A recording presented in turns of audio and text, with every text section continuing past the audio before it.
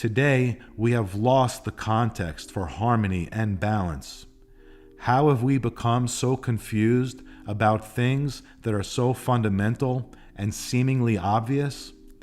It is because most of us have constant exposure to a Marxist paradigm that preaches antithesis rather than synthesis. It preaches unilateralism rather than unity. We have been trained to decouple from wholeness. We are taught to maximize our distance from God, while antagonism between masculine and feminine is promoted. This is the recipe for disintegration and distortion. The narrative we hear poisons rather than nourishes, while the only symbols we meditate upon are corporate logos. More division has meant more profits for the greediest among us. We are left with so many contradictions and so little time.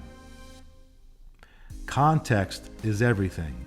When we lack context for something, it will usually remain outside of our field of vision.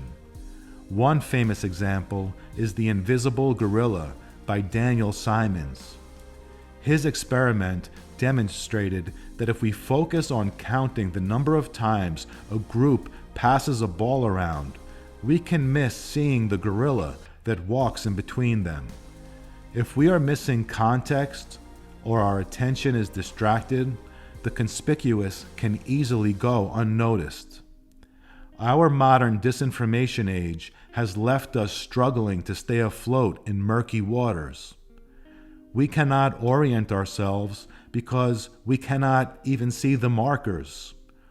Carl Jung wrote, quote, "Our age is afflicted with a blindness that has no parallel," end quote.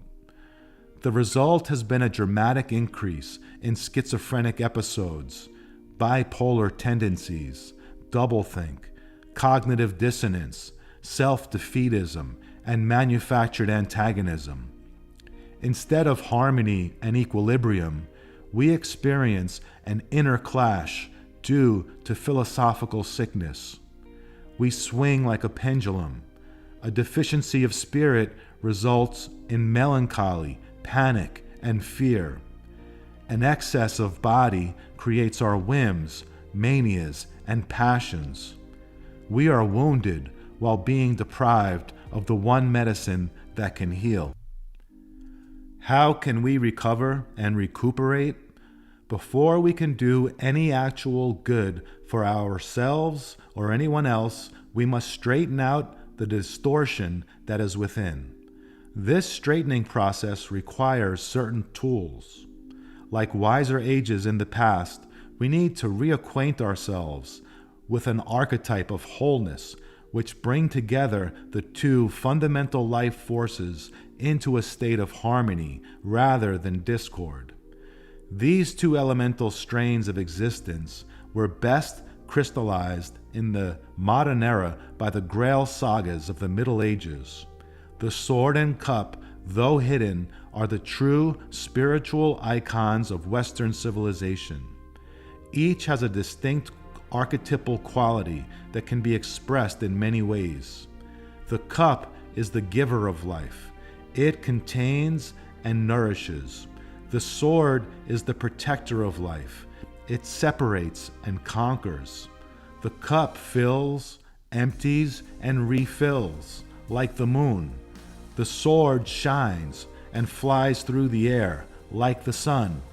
When combined, we bring wholeness into our conscious awareness.